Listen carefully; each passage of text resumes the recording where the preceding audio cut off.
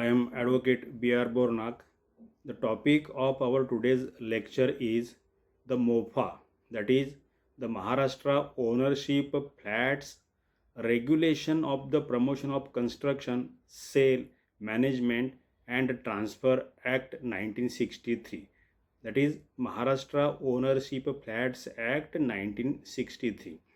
This act was enacted by the government in 1963 for the promotion of construction, sale, management, and transfer of flats constructed by the builders, and to regulate the activities of the builder, means to promote the activities of construction, sale, management, and transfer of flats, and to regulate those activities with a view to regulate the activities of builder and promote construction, sale, management, and transfer of flats.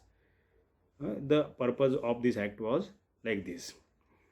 This act being the act of government of Maharashtra, it extends to the whole state of Maharashtra, and after formation of its rules in 1967, it came into force. Further, regarding definitions given in this MOFA, in the MOFA Act, म्हणजे मोफामध्ये ज्या काही व्याख्या दिलेल्या आहेत, ह्या मोफाचं मराठीमध्ये जे आहे हे मराठीमध्ये Maharashtra ownership flats act, Maharashtra मालकी हक्क सदनिका कायदा असं ते बोललं जातं. महाराष्ट्र मोफाला मराठीमध्ये महाराष्ट्र मालकी हक्क सदनिका कायदा 1963 असं बोललं जातं. तर त्या ॲक्टच्या सेक्शन 2मध्ये डेफिनेशन्स दिले आहेत. सम डेफिनेशन्स आर गिवर under section 2 of the MOFA. Now in this there are two important definitions, one that is of flat and another that is of promoter. म्हणजे या ठिकाणी या डेफिनेशन्स काय थोडक्याच दिले आहेत, मोजक्याच डेफिनेशन्स दिले आहेत. कारण मोफा हा ॲक्टच एकंदरीत 18 सेक्शनचा आहे, त्याच्यामध्ये फक्त 18 कलम आहेत. त्यामधलं कलम 2 हे व्याख्येबद्दल आहे, डेफिनेशन्स बद्दल आहे. त्याच्यामधले महत्त्वाची डेफिनेशन जी आहे ही फ्लॅटची आहे. ही महत्त्वाची का? Because when we talk about the flat, we take it as a residential unit only. But while defining the flat in MOFA, see, commercial units, business units, industrial units are also considered in the definition of a flat. म्हणजे builder कोणत्याही कारणासाठी unit विकू देत, ते फ्लॅटच्या व्याख्येखाली घेण्यासाठी ही फ्लॅटची व्याख्या जी आहे ही थोडीशी बहुव्यापक केलेली आहे, कॉम्प्रिहेन्सिव्ह केलेली आहे. Let us have a look on the definition of flat. Flat means a separate and self-contained set of premises used or intended to be used for residence or office. बघा, residence, office, showroom or shop or godown, or for carrying on any industry or business, and includes garage. Garage म्हणजे ही close garage. Close garage FSI मध्ये त्याचा area count केला जातो, म्हणून close गॅरेजला पण separate unit मानलं जातं. So garage, the premises forming part of a building and includes an apartment. म्हणजे हे एका बिल्डिंगमध्ये कुठलाही पार्ट असेल, असा कोणत्याही पर्पजसाठी विकला गेला असेल, या म्हणजे residential as well as non residential पर्पजसाठी unit विकलं तरी ते फ्लॅटच्या व्याख्येमध्येच येईल. म्हणजे असं कोणी त्याच्यातून सुटायला नको, कुठलाही बिल्डर फक्त फ्लॅट म्हणून सुटायला नको, म्हणून ही सगळी कॉम्प्रिहेन्सिव्ह अशी व्याख्या केलेली आहे. आणि त्याच्यामध्ये पुढे काय म्हटलं आहे की सेल्फ कंटेंट. आता सेपरेट आणि सेल्फ कंटेंट आपण बघितलं, तर सेपरेट आणि सेल्फ कंटेंट याच्यासाठी आपण बघितलं की काही बिल्डिंग्समध्ये ग्राउंड फ्लोअरला शॉप्स वगैरे असतात किंवा फर्स्ट सेकंड फ्लोअरला असे कमर्शियल ऑफिसेस वगैरे असतात, आणि त्यांच्यासाठी कॉमन संडास आणि बाथरूमची व्यवस्था केलेली असते.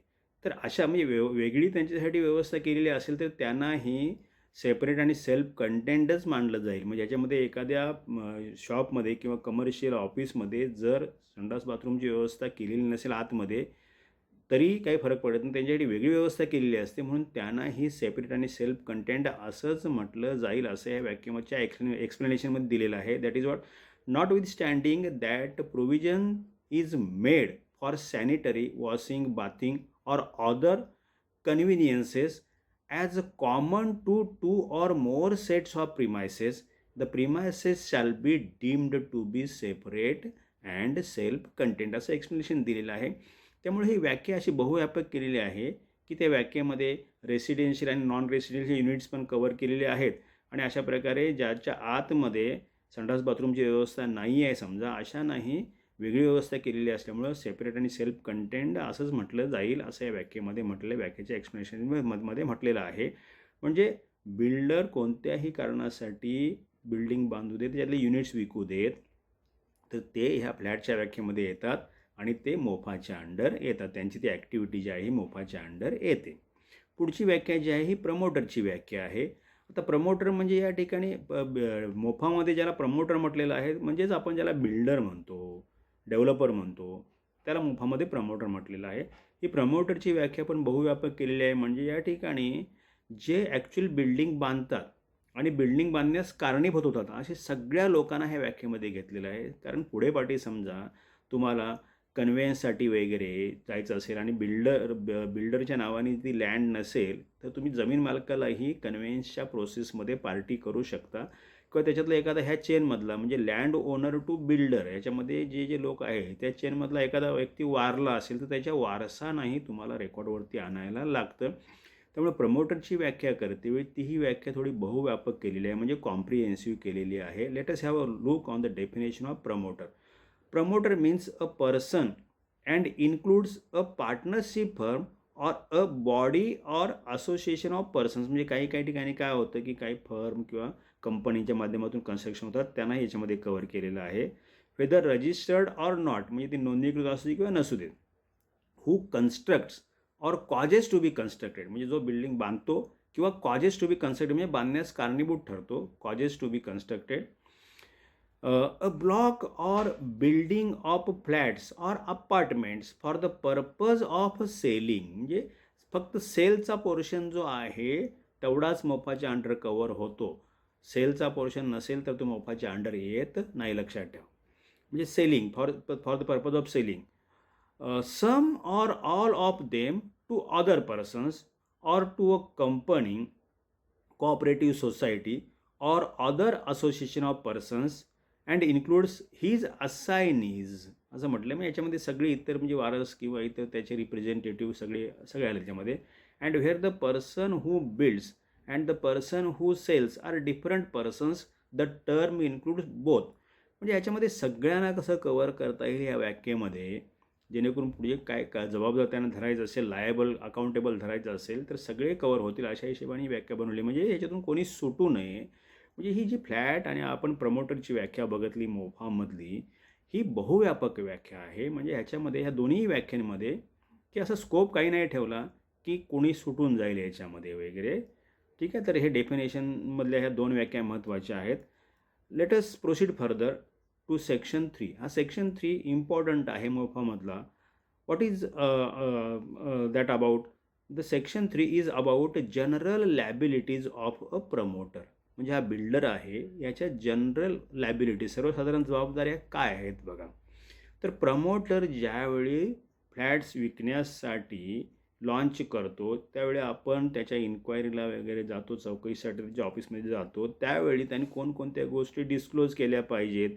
ज्यावेळी तो ॲडव्हर्टिजमेंट करतो त्यावेळी ॲडव्हर्टिजमेंटमध्ये त्यांनी कोणकोणत्या गोष्टी डिस्क्लोज केल्या पाहिजेत ह्याच्याबद्दल हा सेक्शन 3 आहे. जनरल लॅबिलिटी म्हणजे सर्वसाधारण जबाबदाऱ्या त्याच्या ज्या आहेत की फ्लॅट परचेसर जे आहेत त्यांच्यासमोर त्यांनी कोणत्या गोष्टी डिस्क्लोज करायच्या किंवा त्यांना जर डॉक्युमेंट्स हवे असतील वगैरे तर त्यांनी ते डॉक्युमेंट्स त्यांना प्रोव्हाइड करायचे, त्या संदर्भातलं आहे.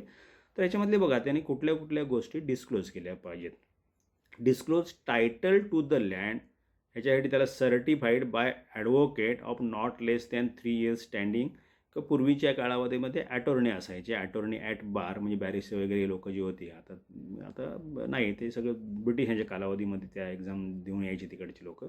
तर बार ॲट लॉ किंवा ॲडव्होकेट जो आहे ज्याला कमीत कमी 3 वर्ष प्रॅक्टिस झालेलं आहे, अशा व्यक्तींनी, प्रोफेशनलनी इश्यू केलेलं जे टायटल सर्टिफिकेट आहे ज्याच्यामध्ये हे लँडचं टायटल जे आहे म्हणजे जमिनीची मालकी हक्क आहे या संदर्भातलं टायटल सर्टिफिकेट जे आहे हे यांनी दाखवलं पाहिजे. त्याच्यावरून समजतं की ह्या जमिनीची मालकी म्हणजे ज्या जमिनीवरती बिल्डिंग कन्स्ट्रक्ट केली जाणार आहे किंवा केली गेली आहे त्या जमिनीची मालकी कुणाकडे आहे हे टायटल सर्टिफिकेट जे आहे त्यांनी डिस्क्लोज केलं पाहिजे. Second, encumbrances, right, title, interest or claim of any party on such land, म्हणजे ती जी जमीन आहे त्या जमिनीवरती पीस ऑफ लँड आहे ज्याच्यावरती बिल्डिंग बांधली जाणार आहे त्याच्यावरती कुणाचे एनकंबरन्सेस म्हणजे बोजा वगैरे आहे का, राईट म्हणजे कुणाचा हक्क आहे का, टायटल म्हणजे त्याच्या मालकी हक्कामध्ये अजून कुणाचं शेअर आहे का, कुणाचं हितसंबंध इंटरेस्ट म्हणजे हितसंबंध आहे का, किंवा कुणाचा क्लेम आहे का म्हणजे दावा वगैरे आहे का, हेही त्याने डिस्क्लोज केलं पाहिजे फ्लॅट परचेसरसमोर. Then giving inspection of approved plans specifications of building on 7 days notice or on demand. म्हणजे समजा त्याच्याकडे अवेलेबल असेल तर ऑन डिमांड त्याने इन्स्पेक्शनसाठी अप्रूव्ड प्लॅन्स आणि त्याचे स्पेसिफिकेशन्स असतात, म्हणजे कन्स्ट्रक्शनचे मटेरियल संदर्भातले स्पेसिफिकेशन्स असतात ते त्याने 7 दिवसाच्या नोटीसने म्हणजे अवेलेबल असेल तर ऑन डिमांड द्यावेत, नाहीतर 7 दिवसाच्या मध्ये त्याने ते अवेलेबल करून द्यावेत जेणेकरून फ्लॅट परचेसर पुढचा निर्णय घेऊ शकेल. Then disclose nature of fixtures, fittings and amenities, lifts provided to be provided. म्हणजे बिल्डिंगमध्ये ऑलरेडी कन्स्ट्रक्टेड असेल तर प्रोव्हाइडेड, कन्स्ट्रक्शन चालू असेल तर टू बी प्रोव्हाइडेड. ह्याच्यामध्ये तुम्हाला तुमच्या फ्लॅटमध्ये किंवा बिल्डिंगमध्ये फिक्चर्स कुठले दिले जाणार आहेत, फिटिंग्ज किंवा बाकीच्या अमेनिटीज, लिफ्ट्स वगैरे या संदर्भातली माहिती त्यांनी उघड केली पाहिजे, डिस्क्लोज केली पाहिजे. Further disclose particulars as respect the design and the materials to be used in the construction if the promoter is himself the builder, and if the promoter is not the builder, all agreements entered into with the architects and contractors regarding the design, materials and construction of the buildings. म्हणजे ज्या वेळा स्वतः promoter म्हणजे builder स्वतःच building बांधणार असतो त्यावेळी त्यांनी डिझाईन्स आणि जे मटेरियल वगैरे वापरलं जाणार आहे ते त्यांनी उघड केलं पाहिजे, डिस्क्लोज केलं पाहिजे. आणि ज्यावेळी तो स्वतः बिल्डिंग बांधणारा नसतो, बिल्डिंग बांधण्यासाठी त्यांनी दुसऱ्या कोणाला कॉन्ट्रॅक्ट दिलेले असतात, अशावेळी त्याला आर्किटेक्ट्स, कॉन्ट्रॅक्टर्स वगैरे या लोकांशी त्यांनी ते करार केलेले असतात, कॉन्ट्रॅक्शन. त्याच्यामध्ये या सगळ्या गोष्टी ज्या आहेत डिझाईन, मटेरियल्स वगैरे आणि बिल्डिंगच्या कन्स्ट्रक्शन संदर्भातल्या सगळ्या तरतुदी केलेल्या असतात, तर त्या गोष्टी त्यांनी काय केल्या पाहिजे, डिस्क्लोज केल्या पाहिजेत, उघड केल्या पाहिजेत. Further specify in writing the date of possession and he shall hand over such possession accordingly. म्हणजे त्यांनी तुम्ही जेव्हा फ्लॅट बुकिंगला जात आहे, परचेस म्हणजे इन्क्वायरीला पण जात आहे, त्यावेळेला त्यांनी टेंटेटिव्ह तो पजेशन तुम्हाला कधी देणार आहे ती तारीख त्यांनी साधारणतः अगोदर डिस्क्लोज केली पाहिजे आणि बाय दॅट डेट म्हणजे त्या तारखेपर्यंत त्यांनी तुम्हाला ते पजेशन दिलं पाहिजे. Further list of flats sold, names and addresses of parties, the price charge and terms and conditions. म्हणजे तुम्ही फ्लॅटच्या परचेसच्या इन्क्वायरीला जात आहे त्या बाय दॅट टाईम कुणाकुणाला फ्लॅट विकलेले आहेत त्याची लिस्ट, त्यांची नावं, त्यांचे पत्ते त्या पार्टीचे वगैरे, त्यांना किती किमतीला फ्लॅट्स विकले वगैरे आणि बाकी टर्म्स अँड कंडिशन्स काय काय होत्या हे पण त्यांनी डिस्क्लोज केलं पाहिजे. Further nature of flat purchasers organisation, its terms and conditions. म्हणजे तुमच्या फ्लॅट परचेसरची ती कोणती ऑर्गनायझेशन तो तुम्हाला फॉर्म करून देणार आहे, म्हणजे कोऑपरेटिव्ह हाऊसिंग सोसायटी फॉर्म करून देणार आहे की तुम्हाला दुसरी कुठली ऑर्गनायझेशन फॉर्म करून देणार आहे हे त्याने अगोदर डिस्क्लोज केलं पाहिजे आणि त्याच्या टर्म्स अँड कंडिशन्स काय असेल तेही त्याने डिस्क्लोज केलं पाहिजे. नंतर possession after completion certificate only, no possession shall take, no person म्हणजे no flat purchaser shall take possession till completion certificate by local authority. म्हणजे ही लोकल अथॉरिटी आहे, म्हणजे शहरांमध्ये म्युनिसिपल कॉर्पोरेशन्स वगैरे आहे, लोकल अथॉरिटीकडून बिल्डिंगचं OC म्हणजे ऑक्युपेशन सर्टिफिकेट किंवा बिल्डिंग कम्प्लिशन सर्टिफिकेट मिळाल्याशिवाय बिल्डरने कुणालाही पजेशन देता कामा नये आणि कोणीही फ्लॅट परचेसरने ते घेता कामा नये हे त्याने अगोदरच क्लिअर केलं पाहिजे. नंतर disclosure of all out गोईंग्ज, ground rent, municipal local taxes, taxes on income, water charges and electricity charges, revenue assessment, interest on any mortgage और अदर एन्कम्बरन्सेस इफ एनी. म्हणजे फ्लॅटच्या कॉस्टच्या व्यतिरिक्त अदर आउट गोईंग्ज म्हणजे बाकीचे जे काय खर्च आहेत जे आहेत तुम्हाला द्यायचे आहेत बिल्डरला ते त्यांनी अगोदर डिस्क्लोज केले पाहिजे. त्याच्यामध्ये मग हे ground rent, municipal local taxes, income tax, water charges, electricity charges, assessment वगैरे जे आहे किंवा प्रॉपर्टी मॉर्गेज असेल तर काय तुमचं व्याज वगैरे असेल, ह्या सगळ्या गोष्टी त्यांनी अगोदर डिस्क्लोज केल्या पाहिजेत की जेणेकरून तुम्हाला अंदाज येईल की बाकीचा तुम्हाला किती खर्च येणार आहे अजून. Then disclosure of such other information and documents म्हणजे बाकीचे जे काही त्या प्रकल्प प्रोजेक्ट संदर्भातले अजून काही इन्फॉर्मेशन किंवा डॉक्युमेंट्स असतील ती त्यांनी सगळी डिस्क्लोज केली पाहिजेत. And to give on demand true copies of the documents या ठिकाणी जे काही डॉक्युमेंट्स सांगितलेले आहेत ती जर त्याच्यात तुम्हाला कॉपीज पाहिजे असेल, जर तुम्ही तुमच्या कन्सल्टंटला किंवा ॲडव्होकेटला दाखवायचं असेल तर त्यांनी मागणी केल्याप्रमाणे तुम्ही मागणी केली की त्याने तुम्हाला त्या कॉपीज ज्या आहेत त्या अवेलेबल करून द्यायच्या आहेत तुम्हाला.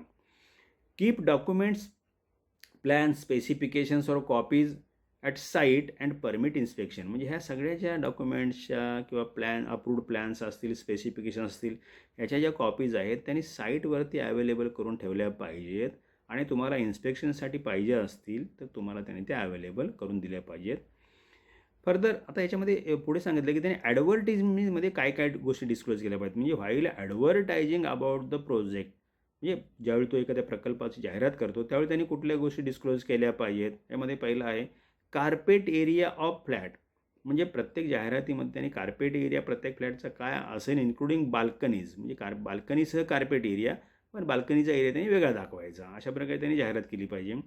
Price of the flat including the proportionate price of the common areas and facilities which should be shown separately the intervals between instalments. म्हणजे फ्लॅटची एकूण किंमत किती, त्याच्यामध्ये तुम्हाला या कॉमन एरियाज अँड फॅसिलिटीज तुमच्यासाठी तो अवेलेबल करून देणार आहे, त्याच्यासाठी तुम्हाला तो किती चार्ज करणार आहे आणि ह्याचे जे पेमेंट्स आहेत तुम्हाला किती किती इंटरवलने म्हणजे किती किती महिन्यांनी वगैरे करायचे आहेत ते त्यांनी अगोदरच जाहिरातीमध्ये आपलं डिस्क्लोज केलं पाहिजे. The nature, extent and description of the common areas and facilities. म्हणजे तुम्हाला तो कॉमन एरियाज म्हणजे सर्वांच्या वापरासाठी जे कॉमन एरियाज फॅसिलिटी असतात ते कोणकोणते देणार आहे याने अगोदर डिस्क्लोज केलं पाहिजे. The nature, extent and description of limited common areas and facilities if any. समजा एक लिमिटेड म्हणजे मर्यादित वापरासाठी काही कॉमन एरियाज फॅसिलिटीज असतात, हे असे तुम्हाला तो कोणकोणते देणार आहे ते त्याने डिस्क्लोज केलं पाहिजे. म्हणजे समजा एखादा डक्टचा पोर्शन असतो तर डक्टचा पोर्शन काय तुम्ही नेहमी तुम्हाला वापरायला अलाउड नसतो. तुमच्या फ्लॅटमध्ये काहीतरी डक्टमधून जाऊन काम करायचं असेल तो कॉमन असतो. तर अशा प्रकारे तुम्हाला लिमिटेड कॉमन एरियाज फॅसिलिटीज काय आहेत वगैरे हे त्यांनी डिस्क्लोज केलं पाहिजे. Sell flat on the basis of the carpet area only. आणि त्यांनी पुढे फ्लॅटची विक्री करतेवेळी फ्लॅट हा कार्पेट एरियाच्या बेसिसवरती विक्री केलं पाहिजे. म्हणून बघा आपल्याला ॲग्रीमेंट आपण ज्यावेळेला करतो त्यावेळेला त्याच्यामध्ये कार्पेट एरियाच मेन्शन केलेला असतो. बाकी इतर वेळी ते काय सांगू देत पण ॲग्रीमेंटमध्ये कार्पेट एरियाज मेन्शन केलेला असतो because it is binding as per MOFA. ठीक आहे. म्हणजे ह्या सगळ्या गोष्टी ज्या आहेत या सगळ्या गोष्टी त्यांनी डिस्क्लोज केल्या पाहिजेत. ह्या त्याच्या जनरल लायबिलिटीज आहेत as per section 3 of the MOFA. म्हणजे ह्या अगदी बाइंडिंग आहे त्याच्यावरती. म्हणजे मोफामध्ये या सगळ्या तरतुदी व्यवस्थित केलेल्या आहेत. नाउ सेक्शन 4 जो आहे that is about agreement for sale and its registration. ह्याच्यामध्ये काय तरतूद आहे की बिल्डर ज्यावेळी आपल्याला फ्लॅट्स विकतो त्यावेळेला तो आपल्याकडून जे पेमेंट कलेक्ट करतो, the builder collects payment from the flat purchasers in advance or as deposits. लक्षात ठेवा, फ्लॅटची किंमत तो ॲडव्हान्समध्ये आपल्याला घेत असतो आणि बाकीचे जे आउट गोईंगचे पैसे आहेत तो डिपॉझिट म्हणून आपल्याकडून घेत असतो आणि ते त्यावेळेला खर्च करत असतो. तर हे त्या ॲडव्हान्स पेमेंट फ्लॅट परचेसरकडून म्हणजे फ्लॅट जी आपल्याला पोझिशन नंतर मिळणार असतं त्यामुळे पेमेंट सगळं घेतो हे आपण ॲडव्हान्सच म्हणणार किंवा डिपॉझिटमध्ये म्हणणार. ठीक आहे. म्हणजे पण हे ॲडव्हान्स पेमेंट तो आपल्याकडून किती घेऊ शकतो ह्याच्यासाठी सेक्शन 4ने रिस्ट्रिक्शन ठेवलेलं आहे की 20% जास्त पेमेंट जर बिल्डरला फ्लॅट परचेसरकडून घ्यायचं असेल तर बिल्डरने पहिल्यांदा फ्लॅट परचेसरशी ॲग्रीमेंट फॉर सेल केलं पाहिजे आणि ते रजिस्ट्रेशन ॲक्ट 1908 आहे त्या ॲक्टखाली त्यांनी ते जॉईंट सब रजिस्ट्रार जे असतात त्यांच्याकडे त्याची नोंदणी केली पाहिजे, रजिस्ट्रेशन केलं पाहिजे. बघा कसं आहे ते promoter before accepting advance payment or deposit to enter into agreement and agreement to be registered. म्हणजे written agreement for sale of flat with flat purchaser by the promoter before accepting of money as advance payment or deposit more than 20% of the sale price. म्हणजे फ्लॅटच्या किमतीचे 20% पैसे तो agreement केल्याशिवाय आपल्याकडे मागू शकत नाही. त्यांनी रजिस्टर्ड ॲग्रीमेंट आपल्याला करून दिलं पाहिजे तरच तो वरचे पैसे आपल्याकडून तो मागू शकतो. म्हणजे तुम्हाला एक ॲश्युरन्स झाला की ॲग्रीमेंट आपलं झालेलं आहे आणि नंतर पुढे तुम्ही लोन वगैरे काढून तुमच्या पुढच्या फंडची अरेंजमेंट करू शकताय. आता ह्या ॲग्रीमेंटमध्ये कोणकोणत्या गोष्टी त्यांनी इन्क्लूड केल्या पाहिजेत बघा. पर्टिक्युलर्स ऑफ द ॲग्रीमेंट जसे आपण सेक्शन 3मध्ये बघितलं त्यातल्या बऱ्याचशा गोष्टी त्यांनी ॲग्रीमेंटमध्ये तुम्हाला लिहून द्यायच्या आहेत, मेन्शन करायच्या आहेत. Which are those things. Number 1 construction as per approved plans and specifications, म्हणजे अप्रूव्ड बाय द लोकल अथॉरिटीने अप्रूव्ह केलेल्या प्लॅन स्पेसिफिकेशनप्रमाणे त्यांनी कन्स्ट्रक्शन करायचं आहे हे त्यांनी नमूद करायचं आहे ॲग्रीमेंटमध्ये. The date by which the possession of the flat is to be handed over to the purchaser, म्हणजे पोजेशनची तारीख पण त्यांनी तुम्हाला त्या ॲग्रीमेंटमध्ये मेन्शन करायची आहे. Carpet area of the flat including the area of the balconies which should be shown separately, म्हणजे कार्पेट एरिया बाल्कनीचं किती असणार आहे आणि बाल्कनीचा एरिया त्यांनी वेगळा दाखवायचा आहे. Price of flat including price of common areas and facilities shown separately and intervals of instalments, म्हणजे फ्लॅटची एकूण किंमत किती, कॉमन एरियाजसाठी फॅसिलिटीसाठी अजून किती ॲडिशनल पैसे द्यायचे आणि ते किती किती इंटरवलने पे करायचे तेही त्यांनी ॲग्रीमेंटमध्ये मेन्शन करायचं आहे. The organisation to be constituted of the persons who have taken or are to take the flats, म्हणजे फ्लॅट परचेसर्स, थोडक्यात फ्लॅट परचेसर्स लोकांचं जे काय ऑर्गनायझेशन तो फॉर्म करणार आहे, कोऑपरेटिव्ह हाऊसिंग सोसायटी की अजून दुसरं कुठलं, तेही त्यांनी ॲग्रीमेंटमध्ये मेन्शन करायचं आहे. पुढे the nature, extent and description of limited common areas and facilities, हे तुम्हाला कोणते देणार आहे ते त्यांनी डिस्क्लोज करायचं. The nature, extent and description of limited common areas and facilities वगैरे, आणि लिमिटेड कॉमन एरिया फॅसिलिटीज आहे. नंतर percentage of undivided interest in the common areas and facilities, प्रत्येक फ्लॅटचे या कॉमन एरियाज अँड फॅसिलिटीजमध्ये किती पर्सेंटेज हक्क आहे वगैरे ते ॲग्रीमेंटमध्ये मेन्शन करायचं आहे. Statement of the use for which the flat is intended and restriction on it's use if any, म्हणजे तुमचा फ्लॅट बघ कसं असतं, आपण फ्लॅटच्या व्याख्येमध्ये बरंचसं बघितलं. रेसिडेन्शियल पर्पजसाठी तुम्ही घेतला तर तो रेसिडेन्ससाठी वापरायचा असं ॲग्रीमेंटमध्ये मेन्शन करायचं. ज्या पर्पजसाठी तुम्ही ते फ्लॅट किंवा युनिट घेणार आहे त्या पर्पजसाठीच तुम्ही ते वापरायचं आहे असं ॲग्रीमेंटमध्ये मेन्शन करायचं आहे. Further, percentage of undivided interest in the limited common areas and facilities, म्हणजे प्रत्येक फ्लॅटचं लिमिटेड कॉमन एरियाज फॅसिलिटीजमध्ये काय शेअर असेल, काय हक्क असेल तोही मेन्शन करायचा आहे. तर या सगळ्या गोष्टी त्यांनी ढोबळमानाने ॲग्रीमेंटमध्ये मेन्शन करायच्या आहेत. आणि ॲग्रीमेंटसोबत त्यांनी कोणते डॉक्युमेंट जोडायचे आहेत? Title certificate by an attorney at law or advocate, ज्याचा 3 वर्षांचा अनुभव आहे अशा ॲडव्होकेट किंवा बार ॲटॉर्नी ॲट लॉकडून टायटल सर्टिफिकेट जोडायचं आहे हे ॲग्रीमेंटसोबत. म्हणजे प्रॉपर्टी कार्ड आहे किंवा फॉर्म नंबर 6 आहे किंवा 7/12 उतारा आहे, म्हणजे हे लँडच्या ओनरशिप दर्शवणारे हे डॉक्युमेंट्स आहेत.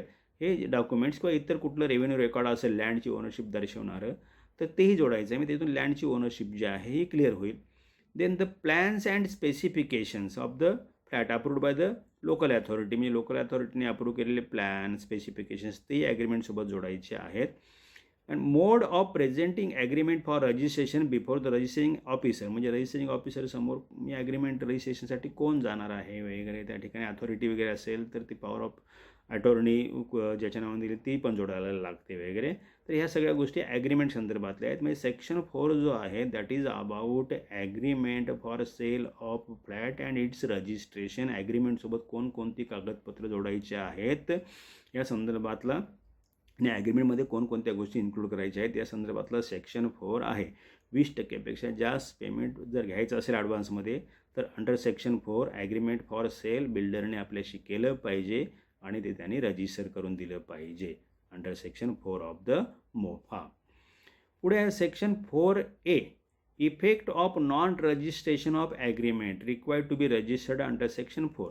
म्हणजे आपण सेक्शन 4 खाली ॲग्रीमेंटचं रजिस्ट्रेशन बघितलं, समजा हा ॲक्ट लागू झाला तेव्हापासून किंवा अगोदरचे पण ॲग्रीमेंट समजा काही कारणास्तव रजिस्टर करायचे राहून गेले असतील तर या ठिकाणी फ्लॅट परचेसर आहे, फ्लॅट परचेसरचा इंटरेस्ट सुरक्षित आहे, प्रोटेक्ट केलेला आहे. फ्लॅट परचेसर ज्यावेळेला बिल्डरच्या विरोधात काही कारवाई करेल त्यावेळेला ॲग्रीमेंट रजिस्टर जरी नसेल तरी ते ॲग्रीमेंट तो इव्हिडन्स म्हणून, डॉक्युमेंटरी इव्हिडन्स म्हणून एखाद्या कोर्टामध्ये समजा त्यांनी बिल्डरच्या विरोधात स्पेसिफिक परफॉर्मन्ससारखी सूट फाईल केली असेल तर त्या सूटमध्ये ते ॲग्रीमेंट जे आहे ॲग्रीमेंट डॉक्युमेंटरी एव्हिडन्स म्हणून तो सादर करू शकतो. Even though the agreement is not registered, that is provided under section 4A of the MOFA, that is effect of non registration of agreement required to be registered under section 4. बघा कसं काय त्याच्यामध्ये provision आहे.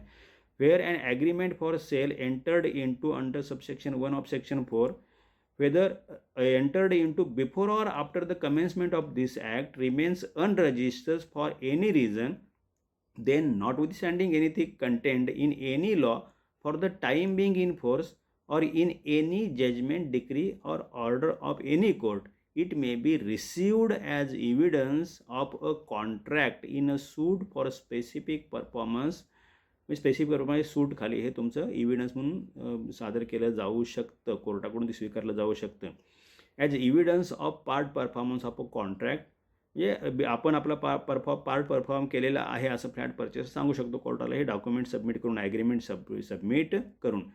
As evidence of any collateral transaction, म्हणजे बाकी जे काही आमचे जे ट्रान्झॅक्शन त्याच्यामध्ये झालेले ॲग्रीमेंटमध्ये दर्शवले आहे ते झालेले आहेत, हे दर्शवण्यासाठी तो एव्हिडन्स म्हणून, म्हणजे कोर्टामध्ये हे ॲग्रीमेंट डॉक्युमेंटरी प्रूफ म्हणून, डॉक्युमेंटरी एव्हिडन्स म्हणून सादर केलं जाऊ शकतं. पुढे सेक्शन 5 जो आहे, promoter to maintain separate account of sums taken as advance or deposit and to be trustee therefor and disburse them for purpose for which given. म्हणजे जो प्रमोटर म्हणजे बिल्डर आपल्याकडून ज्या वेगवेगळ्या रकमा घेतो ते त्यांनी ज्या पर्पजसाठी घेतलेल्या आहेत त्याच पर्पजसाठी त्यांनी त्या वापरायच्या आहेत, त्यांनी इतरत्र त्या वापरायच्या नाहीत. आणि त्यांनी ट्रस्टी म्हणून त्या रकमा ज्या आहेत त्या रकमांचे जतन करायचं आहे आणि ज्यावेळेला तो ॲक्च्युअल खर्च येईल त्याच वेळा ती रक्कम त्यांनी वापरायची आहे. बघा काय की the promoter shall maintain a separate account in any bank of sums taken by him from persons intended to take, म्हणजे फ्लॅट परचेसेस लोकांकडून ॲडव्हान्स किंवा डिपॉझिटमध्ये त्यांनी जे रकमा घेतलेल्या आहेत त्यांनी ते सेपरेट अकाउंटमध्ये ठेवायचे, बँक अकाउंटमध्ये ठेवायचे आहेत. Including any sums so taken towards the share capital for the formation of cooperative society or a company, म्हणजे कोऑपरेटिव्ह सोसायटीच्या फॉर्मेशनसाठी वगैरे त्यांनी जे शेअर कॅपिटल घेतले तेही त्यांनी वेगळं ठेवायचं आहे सोसायटी फॉर्म होईपर्यंत. किंवा टुवर्ड्स द आउट गोईंग, म्हणजे ग्राउंड रेंट आपण बघितलं, म्युनिसिपल किंवा अदर टॅक्सेस वगैरे आहेत, इन्कम टॅक्स आहे, water charges, electricity charges, assessment असेल किंवा मॉर्गेजवरचा इंटरेस्ट असेल वगैरे, ह्या सगळ्यासाठी जो ॲडिशनल पैसे आपल्याकडून घेतो ते ज्या कामासाठी घेतले त्याच कामासाठी तुम्ही वापरायचे आहेत, इतरत्र तो वापरू शकत नाही. तो खर्च येईल त्याच वेळा त्यांनी ते वापरायचे आहेत. He shall hold the said monies for the purpose for which they were given, म्हणजे ज्या पर्पजसाठी ते पैसे दिले त्याच पर्पजसाठी त्याने ते वापरायचे आहेत. Shall disperse the monies for those purpose, म्हणजे त्याच कामासाठी त्याने ते वापरायचे आहेत. Shall on demand in writing by competent authority make full and true disclosure of all transactions in respect of that account.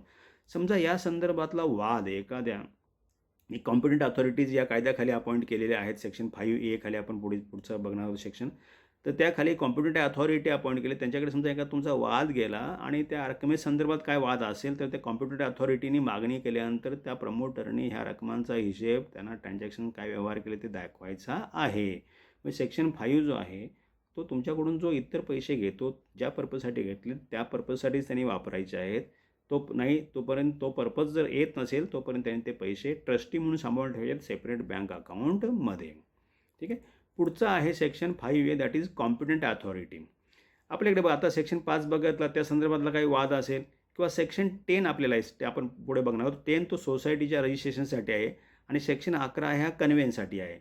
म्हणजे ह्या काही अमाऊंट्स त्यांनी घेतल्या त्याच कामासाठी वापरले की नाही या संदर्भातला वाद असेल किंवा सोसायटी फॉर्मेशन संदर्भातला काही डिस्प्यूट किंवा वाद असेल किंवा सोसायटीच्या कन्व्हेन्स संदर्भातला काही वाद असेल वगैरे काही ॲप्लिकेशन्स वगैरे असेल तर हे तुम्ही कोणाकडे घेऊन गेलं पाहिजे, हे डिस्प्यूट्स किंवा हे तुमचे मॅटर्स कोणाकडे घेऊन गेलं पाहिजे, तुम्हाला त्याचं रिड्रेसल पाहिजे असेल, मग तुम्हाला त्यांच्याकडून रिलीफ पाहिजे असेल तर ह्याच्यासाठी ज्या गव्हर्नमेंटने अथॉरिटीज अपॉइंट केले they are called as competent authority. साधारणतः आपण आता म्हटलं की DDR आपल्याकडे आहे, डिस्ट्रिक्ट डेप्युटी रजिस्ट्रार, त्यांना बऱ्याचशा गोष्टीसाठी कॉम्पिटंट अथॉरिटी म्हणून अपॉइंट केलेला आहे. तर म्हणजे ज्यांना अधिकार दिले आहेत section 5A of the MOFA ती authority that is competent authority. So what is section 5A? The state government may by notification in the official gazette appoint an officer not below the rank of the district deputy registrar of cooperative societies to be the competent authority for an area or areas to be specified in such notification, and different officers may be appointed as competent authority for different local areas for the purpose of exercising the powers and performing the duties under section 5, 10 and 11 of this act. जी मी तुम्हाला explain केलं section 5 कशासाठी आहे, section 10 कशासाठी आहे, section 11 कशासाठी आहे. या संदर्भात काही अधिकार त्यांना दिलेले आहे, तर तुम्ही त्यांच्याकडे जाऊ शकता, competent authority. Then let us see further provisions. Section 6. Section 6 of the MOPA is about responsibility for payment of outgoings till property is transferred. The property transfer, that is conveyance, means till conveyance is done, generally the builders, they collect the charges towards outgoings. म्हणजे आपण बरेचसे आउटगोईंग्स बघितले, ground rent, municipal taxes, water charges किंवा बाकी जे electricity charges काय असतील हे आपल्याकडून ते कलेक्ट करतात. कन्व्हिन्स होईपर्यंत किंवा त्याच्यानंतर पण काही दिवस ते कलेक्ट करतात. हे कलेक्ट केलेले जे पैसे आहेत त्यांनी वेळेत त्या लोकल अथॉरिटीकडे भरणं ही त्याची जबाबदारी आहे अंडर सेक्शन 6. म्हणजे आपल्याकडून पैसे घेतले आणि त्यांनी स्वतःकडे ठेवले आणि स्वतःसाठी वापरले असं नाही झालं पाहिजे. If the builder collects from us towards property tax, towards water charges, towards electricity charges किंवा बाकी कुठल्या ग्राउंड रेंट अजून कुठल्या कारणासाठी असेल, if builder collects funds from us, money from us, then it is the responsibility and liability of the builder to deposit the money, to pay the money to the concern authority on or before the due date. म्हणजे हे बिल्डरचं काम आहे. पण ही बिल्डरची responsibility काय बघा, कधी आहे की responsibility for payment of outgoings till property's transferred. याचा अर्थ असा नव्हे की त्यांनी स्वतः भरायचे आहेत ते. If he has collected from the flat purchasers, जर त्यांनी फ्लॅट पर्चेसर्सकडून कलेक्ट केलेले असतील तर त्यांनी ते भरायचे आहेत, ही जबाबदारी त्याची आहे. अँड इफ ही फेल्स, त्यांनी जर पैसे भरले नाहीत, then there is provision of legal action against him. आणि समजा त्याच्या कुठलेही फेल्युअर असू दे त्याच्यामुळं, आणि जर लोकल कुठल्या त्या कन्सर्न अथॉरिटीने ॲक्शन घेतली, काही इंटरेस्ट चार्ज केला, काही पेनल्टी चार्ज केली, किंवा तुम्ही म्हणजे एखादी मॅटर समजा कुठे पुढे लिटिगेशनमध्ये वगैरे गेली, for that purpose, for all those expenses, the builder will be held responsible.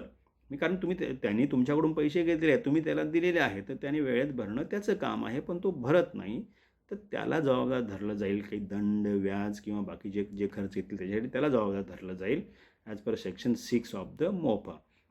बघू तो सेक्शन काय म्हणतो. Responsibility for payment of outgoings till property is transferred. त्यामध्ये a promoter shall while he is in possession and where he collects from the persons, this is important, where he collects from the persons म्हणजे who have taken over flats or to take over flats, म्हणजे flat purchasers. Sums for the payment of outgoings even thereafter, pay all outgoings including ground rent, municipal or other local taxes, taxes on income, water charges, electricity charges, revenue assessment, interest on any mortgage or other encumbrances if any. म्हणजे ह्याच्यामध्ये हे जे other outgoing आहेत त्याचे पैसे त्यांनी आपल्याकडून collect केले असतील तर, फ्लॅट पर्चेसरकडून कलेक्ट केले असतील तर, until he transfers the property to the person taking over the flats or to the organization of any such persons.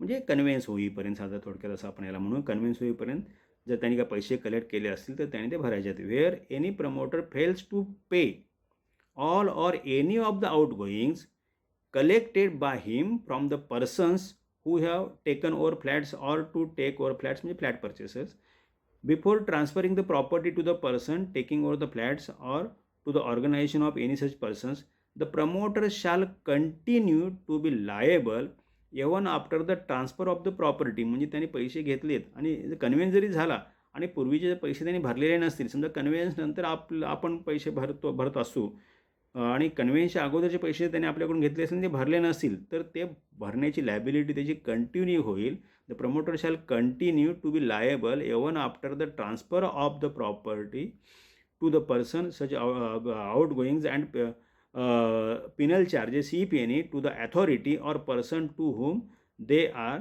liable, payable or liable. ठीक आहे. And to be responsible for any legal proceedings which may be taken before therefore by एखाद्या अथॉरिटीने समजा जर त्यावर legal action काय वगैरे घेतले असेल तर त्या लिगल ॲक्शनलाही तो रिस्पॉन्सिबल असेल. कोण? बिल्डर जो आहे हा डेव्हलपर रिस्पॉन्सिबल असेल.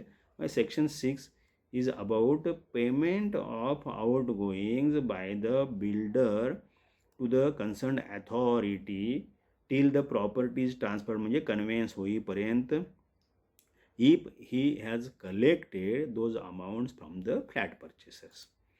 Okay, now next section, that is section 7. After plans and specifications are disclosed, म्हणजे त्याने एक वेळा ते अप्रूव्ड प्लॅन्स आणि स्पेसिफिकेशन जे आहे त्यांनी डिस्क्लोज केले, no alterations or additions without consent of persons who have agreed to take the flats, म्हणजे ज्यांनी फ्लॅट्स घ्यायचं कबूल केलेलं आहे त्यांच्या परवानगीशिवाय तो त्या अप्रूव्ड प्लॅन्स किंवा स्पेसिफिकेशनमध्ये तो कोणतेही बदल करू शकत नाही. आणि समजा त्यांनी काही बदल केले आणि त्याच्यामुळं काय नंतर समजा डिफेक्ट्स वगैरे तुमच्या निदर्शनास आले, then defects noticed within 3 years to be rectified. आणि ही जबाबदारी मग तीन वर्षाच्या कालावधीमध्ये, 3 वर्षाच्या आतमध्ये तुमच्या लक्षात जे काय त्याचे डिफेक्ट्स येतील ते डिफेक्ट्स रेक्टिफाय करून देण्याची जबाबदारी सेक्शन 7नी डेव्हलपरवरती टाकलेली आहे अंडर मोफा. बघा what is that section. After the approved plans and specifications of the building are disclosed or furnished to the person who agrees to take one or more flats, the promoter shall not make any alteration in the structures described therein in respect of the flat or flats which are agreed to be taken without the previous consent of that person. Then any other alterations or additions in the structure of the building without the previous consent of all the persons who have agreed to take the flats in such building. म्हणजे समजा आता मी एखादा flat बिल्डरकडून घ्यायचं मान्य केलेलं आहे आणि टोकन वगैरे दिलेलं आहे, मी मान्य केलं आहे घ्यायचं, म्हणजे मला ते कन्फर्म ट्रान्झॅक्शन करायला लागतो, तर I must have made some payment to the builder. तर त्या फ्लॅट किंवा फ्लॅट संदर्भात जर त्याला काही चेंजेस करायचे असतील तर त्याने ते माझ्या परवानगीशिवाय तो करू शकत नाही, कारण that flat belongs to me. पण समजा बाकी इतर काही समजा चेंजेस करायचे असतील, फ्लॅटच्या व्यतिरिक्त समजा बिल्डिंगमध्ये इतर काही चेंजेस करायचे असतील प्लॅन्स किंवा स्पेसिफिकेशनमध्ये, त्यावेळी त्याला सगळ्यांची, म्हणजे त्या तारखेपर्यंत जेवढ्या फ्लॅट परचेसर्स लोकांना फ्लॅट्स त्यांनी विकले ते सगळ्यांची परवानगी घेणं त्यांना आवश्यक आहे before introducing any such changes in approved plans and specifications. म्हणजे एखाद्या फ्लॅटमध्ये असेल काय त्याला बदल करायचे असतील तर त्यांनी तेवढ्या त्या फ्लॅट परचेसरची परवानगी घ्यायची. पण त्याच्या व्यतिरिक्त समजा बिल्डिंगशी पूर्ण संबंध असेल तर त्यांनी सगळ्या फ्लॅट परचेसरची परवानगी घेणं बंधनकारक आहे. If any defect in the building or material used or if any unauthorized changes in the construction is brought to the notice of the promoter within a period of 3 years from the date of handing over possession. म्हणजे त्यांनी position दिल्याच्या नंतर तुमच्या नंतर लक्षात आले की काही डिफेक्ट्स आहेत त्या कन्स्ट्रक्शनमध्ये किंवा प्लॅनमध्ये चेंज केलेलं आहे, स्पेसिफिकेशनमध्ये चेंज केलेलं आहे, बाकी तुम्हाला काही डिफेक्ट्स वगैरे आढळले कन्स्ट्रक्शनमध्ये वगैरे, तर ती जबाबदारी फ्लॅट परचेसरची आहे to bring to the notice of the builder within 3 years from the date of taking over possession. म्हणजे आपण पोझेशन घेतल्याच्यानंतर 3 वर्षाच्या आतमध्ये हे डिफेक्ट्स जे आहेत ते बिल्डरच्या निदर्शनास आणून दिले पाहिजेत. आणि समजा तुम्ही निदर्शनास आणून दिले त्याच्यानंतर it shall wherever possible be rectified by the promoter without further charge. म्हणजे जर रेक्टिफाय करण्यासारखे असतील तर ते शक्य तिथे त्याने ते रेक्टिफाय करून द्यावेत आणि त्याच्यासाठी त्यांनी एक्स्ट्रा चार्ज काही घ्यायचा नाही. आणि समजा रेक्टिफाय करण्यासारखे डिफेक्ट्स जर नसतील then in other cases reasonable compensation should be paid for such defects or change. म्हणजे हे काय त्यांचे बदल केलेले आहे त्याच्यासाठी मग, आणि ते रेक्टिफाय करण्यासारखे नसतील तर त्यांनी मग फ्लॅट परचेसर्स आहेत त्यांना सुटेबल कॉम्पन्सेशन, रिझनेबल कॉम्पन्सेशन म्हणजे एक नुकसान भरपाई त्यांनी द्यायला हवी. Where there is a dispute on this, म्हणजे ह्याच्या संदर्भात काय समजा डिस्प्यूट जर उभा राहिला तर त्यावेळेला तो डिस्प्यूट कॉम्पिटंट अथॉरिटी जी सेक्शन 5A खाली अपॉइंट केलेली आहे किंवा डेप्युटी चीफ इंजिनियर सारख्या अधिकाऱ्यांकडे तो डिस्प्यूट जो आहे हा रेफर केला जाईल आणि त्यांनी जे काही डिसिजन देतील ते डिसिजन काय असेल, फायनल असेल. ठीक आहे. आता या संदर्भात सेक्शन 7च्या इम्प्लिमेंटेशनमध्ये समजा काही त्या ठिकाणी डाऊट वगैरे उद्भवला, समजा बिल्डरने एक पर्टिक्युलर गोष्ट मान्य केली आणि तुम्हाला ती मान्य नसेल किंवा त्याच्यामध्ये काही डाऊट्स निर्माण व्हायला लागले, तर ते डाऊट सॉल्विंगसाठी मग तुम्ही काय करू शकता, अशा अथॉरिटीजकडे जाऊ शकतं आणि त्या अथॉरिटीज काही अथॉरिटीजने अधिकार दिलेले आहेत. त्या अथॉरिटीच्या मार्फत हे डाऊट सॉल्व तुमचे केले जातील, रिमूव्ह केले जातील. ती प्रोव्हिजन जी आहे सेक्शन 7A मध्ये आहे ती provision. That provision is under section 7A. Now section 8 जो आहे that is about refund of amount paid with interest for failure to give possession within specified time or further time allotted. म्हणजे समजा position देण्यासाठी त्याने जे एक वेळ सांगितलेली म्हणजे एक टाईम सांगितलेला आहे, त्या टाईममध्ये समजा त्याने पोझिशन दिलेलं नसेल किंवा फर्दर टाईम अलाउड, म्हणजे काही काही केसमध्ये काय असतं की फ्लॅट पर्चेसर आणि बिल्डर ठरवून टाईम थोडे वाढवतात किंवा काही फोर्स मेजॉरीसारखे आता नॅचरल काही अशा कॅलॅमिटीज येतात, त्यामुळं एक इनिशियली 3 महिने, नंतर पुन्हा 3 महिने, 6 महिन्यापर्यंतचं एक्सटेन्शन बिल्डरला मिळू शकतं.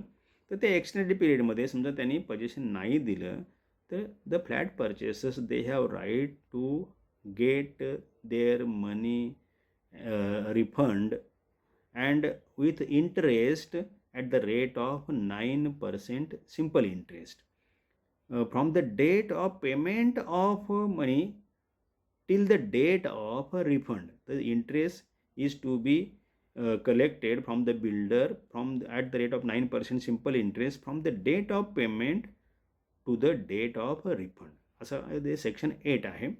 So that is about if the promoter fails to give possession in accordance with the terms of his agreement of a flat duly completed by the date specified or any further date or dates agreed to by the parties, or the promoter for reasons beyond his control and of his agents is unable to give possession of the flat by the date specified or the further agreed date and period of 3 months thereafter or a further period of 3 months if the those reason steel exist. म्हणजे 3 महिने सुरुवातील्यानंतर 3 महिने ते reason जर पुन्हा राहिले continue तर पुढचे 3 महिने 6 महिन्याच्या पिरियडमध्ये.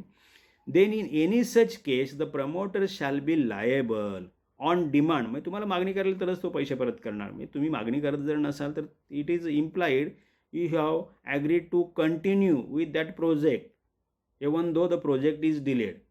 पण तुम्हाला त्या प्रोजेक्टमधून बाहेर पडायचं असेल पैसे घेऊन, वेळेत पोझिशन मिळत नाही म्हणून, तर तुम्हाला डिमांड करायला लागेल बिल्डरकडे.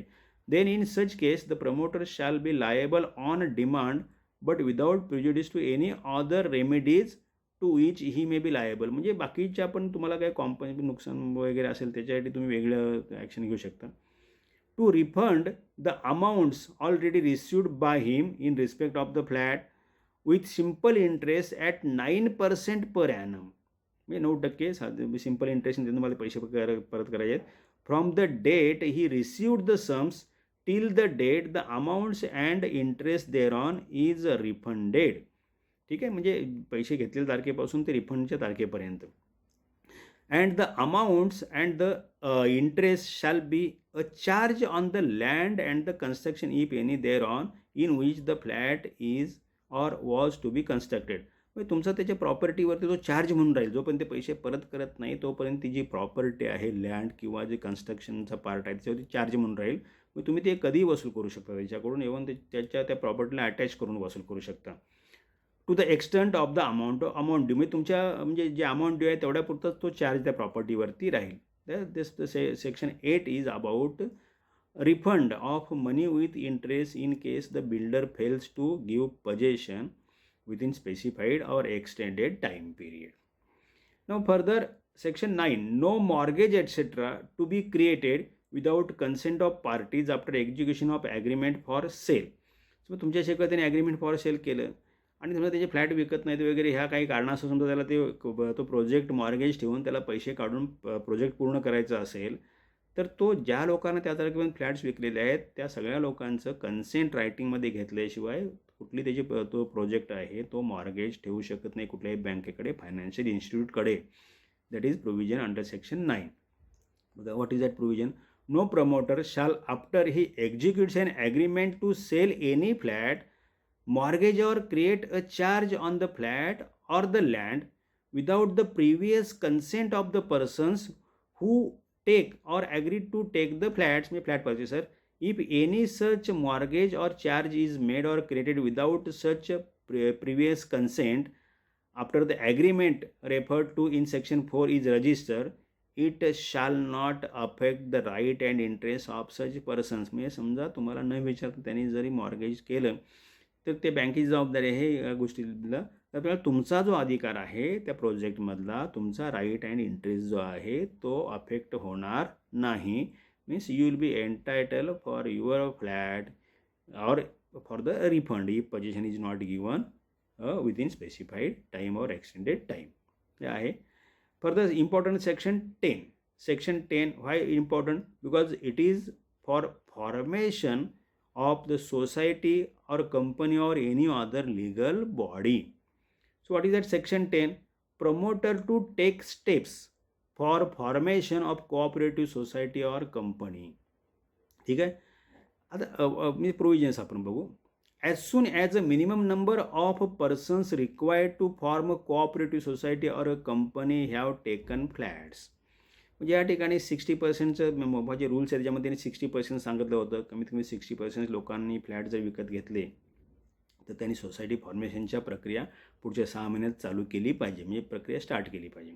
As soon as a minimum number of persons required to form a cooperative society or a company have taken flats, the promoter shall within the prescribed period, आता मी सांगितलं 6 महिन्याच्या पिरियडमध्ये, submit an application to the registrar for registration of the organization of persons who take the flat as a cooperative society or as the case may be as a company, and the promoter shall join in respect of the flats which have not been taken in such application for membership of a cooperative society or as the case may be of a company. म्हणजे प्रमोटरनी आता मोफानुसार ते 60% आहे. आता RERA आलेल्या रेरामध्ये ही limit 51% केलेलं आहे. तर आपण ते रेरामध्ये बघू. आता आपण मोफा बघतोय तर मोफातल्याच फक्त प्रोव्हिजनवरती आपण लक्ष देऊ. कारण मोफाच्या केसेस समजा येतात अजून, MOFA is still there, MOFA अजून आहेत, त्यामुळे मोफाच्या केसेस येऊ शकतील पूर्वीच्या, कारण अजून डीम्ड कन्व्हेन्ससाठी वगैरे मोफाच्या अंडरच जायला लागतं. म्हणून मोफाचा पण अभ्यास असणं आवश्यक आहे. तर मोफानुसार 60% किंवा जास्त फ्लॅट्स त्यांनी विकले तर पुढच्या 6 महिन्याच्या आतमध्ये त्यांनी सोसायटीच्या रजिस्ट्रेशनची प्रोसेस त्यांनी सुरू करणं बाइंडिंग आहे बिल्डरवरती. आणि जे त्याचे अनसोल्ड फ्लॅट्स आहेत त्या अनसोल्ड फ्लॅटसाठी बिल्डरनी सोसायटीचे मेंबर बनलं पाहिजे. सोसायटी किंवा कंपनी म्हटल्यावर आपण generally we prefer for society, cooperative housing society, त्यांनी मेंबर बनलं पाहिजे बिल्डरनी.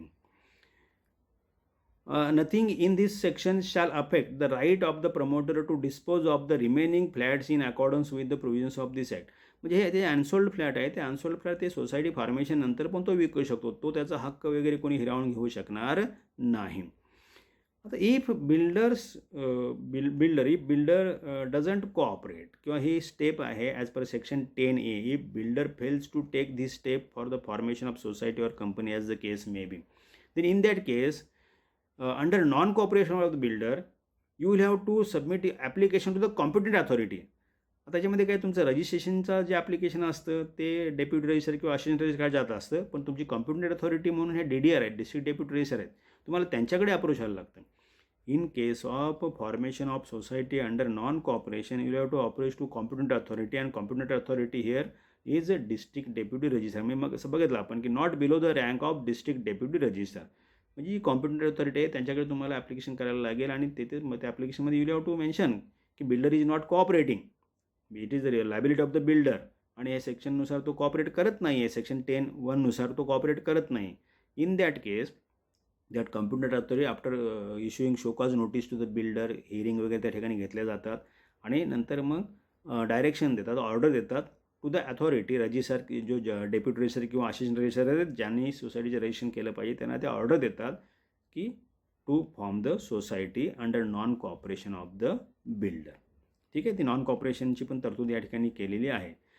Provided that if promoter fails within the prescribe period to submit an application to the registrar for registration of society in the manner provided in the Maharashtra cooperative societies act 1960, the competent authority may, upon receiving an application from the persons who have taken flats from the said promoter, direct the district deputy registrar deputy registrar, or as the case may be assistant registrar concerned to register the society. म्हणजे ही competent authority, जे अथॉरिटीची जबाबदारी आहे society register करून देणे, त्या अथॉरिटीला ते direction देतात की ही सोसायटी तुम्ही रजिस्टर करून द्या बिल्डरच्या नॉन कॉर्पोरेशनमध्ये.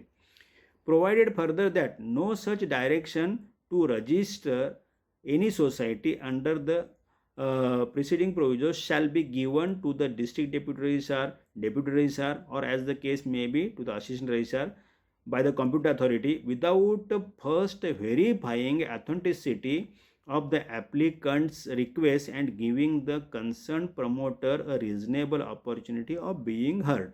मी सांगितल्याप्रमाणे त्या बिल्डरला शोकॉज नोटीस पाठवली जाते, त्यांना हिअरिंग घेतले जातात, दोघांचं म्हणणं ऐकून घेतलं जातं आणि या ठिकाणी मग ऑर्डर दिली जाते आणि डायरेक्शन्स दिले जातात नॉन कॉपरेशनसाठी, म्हणजे formation of society under non cooperation of the बिल्डरसाठी. म्हणजे ते प्रॉपर प्रोसिजरनी जायला लागतं. After giving reasonable opportunity to the developer or reasonable opportunity of being heard to the promoter to the builder. आता पुढे बघा काय म्हटलं, if any property consisting of building or buildings is constructed or to be constructed and the promoter submits such a property to the provisions of the Maharashtra Apartment Ownership Act 1970. म्हणजे ह्या ॲक्टखाली Maharashtra apartment ownership act 1970 जो कायदा आहे त्या कायद्याखाली apartment owners association form होते. समजा त्या कायद्याखाली अपार्टमेंट ओनर्स असोसिएशन फॉर्म करण्यासाठी समजा ही प्रॉपर्टी, त्यावेळेला काय असतं की या प्रोसेसमध्ये ती प्रॉपर्टी सबमिट करायला लागते. म्हणजे त्या ठिकाणी एक प्रक्रिया आहे, डॉक्युमेंट्स आहेत, डीड्स आहेत वगैरे, यांच्यामार्फत समजा ह्या महाराष्ट्र अपार्टमेंट ओनरशिप ॲक्ट 1970 खाली जर अपार्टमेंट ओनर्स असोसिएशन फॉर्म करण्यासाठी तुमचं प्रपोजल सबमिट केला असेल तर तुम्हाला दुसऱ्या कुठल्याही कायद्याखाली म्हणजे कुठल्या दुसरं ऑर्गनायझेशन फॉर्म करता येणार नाही, म्हणजे कोऑपरेटिव्ह हाऊसिंग सोसायटी फॉर्म करता येणार नाही किंवा दुसरे कुठले ऑर्गनायझेशन फॉर्म करता येणार नाही, कारण तुमचं ऑलरेडी प्रपोजल MAOA म्हणजे महाराष्ट्र अपार्टमेंट ओनरशिप ॲक्ट 1970 खाली सबमिट झालेलं आहे. बघा, if any property consisting of building or buildings is constructed or to be constructed and the promoter submits such property to the provisions of the Maharashtra apartment ownership act 1970 by executing and registering a declaration as provided by that act, then the promoter shall inform the registrar as defined in the Maharashtra Cooperative Society Act 1960 accordingly, and in such cases it shall not be lawful to form any cooperative society or company. म्हणजे बिल्डरनी declaration file केलेलं आहे, समजा की मला ही association form करायची आहे under Maharashtra apartment ownership act 1970 आणि त्यांनी तशी डिक्लेरेशन फॉर्म करून ती प्रॉपर्टी या कायद्याखाली सबमिट केलेली आहे कन्सर्न अथॉरिटीकडे. त्यावेळेला मात्र तुमची कोऑपरेटिव्ह सोसायटी किंवा कंपनीमध्ये दुसरं ऑर्गनायझेशन फॉर्म होऊ शकत नाही. So this was about section 10 society formation वगैरेसाठी सेक्शन 10 आहे. Now section 11 that is about conveyance. Again this section is also important about conveyance. Promoter to convey title etc. and execute documents according to agreement. म्हणजे ॲग्रीमेंटमध्ये त्यांनी कबूल केलेलं असतं की मी हा conveyance करून देईल. Conveyance means transfer of ownership of property in the name of organisation of the flat purchasers. ठीक आहे. तर याच्यासाठी की once your society is form then within next 4 months बिल्डरने हे कन्व्हेन्सची प्रोसेस चालू केली पाहिजे as per section 11 of the MOFA. So let us have a look on the provisions of the section 11 of the MOFA. Promoter to take steps to convey the title to the registered organization of flat takers. His right, title and interest in the land and building within agreed or prescribed period, and also deliver all documents of title relating to the property which may be in his possession or power. म्हणजे conveyance करून prescribe period म्हणजे 4 महिन्याच्या आतमध्ये त्याने ते conveyance करून सगळे जे काय त्याचे डॉक्युमेंट्स वगैरे आहेत ओरिजिनल डॉक्युमेंट्स सगळे तुमच्या त्या ऑर्गनायझेशनला म्हणजे सोसायटीला त्यांनी हँडओव्हर केले पाहिजेत. Promoter to file with the competent authority within the prescribe period a copy of the conveyance executed by him. म्हणजे हा कन्व्हेयन्स डीड त्यांनी जो एक्झिक्यूट केलेला आहे त्याची नोंद प्रॉपर्टी कार्डवरती तुमच्या सोसायटीचं नाव चढण्यासाठी किंवा 7/12वरती, तर त्या अथॉरिटीसमोर पण त्यांनी हा कन्व्हेयन्स डीड जो आहे हा सबमिट केला पाहिजे. If the promoter fails to execute the conveyance, the members may make an application to the concerned competent authority accompanied by the true copies of the registered agreements for sale and all other relevant documents for issuing a certificate that such society, company, association is entitled to have an unilateral deemed conveyance executed in their favor and to have it registered.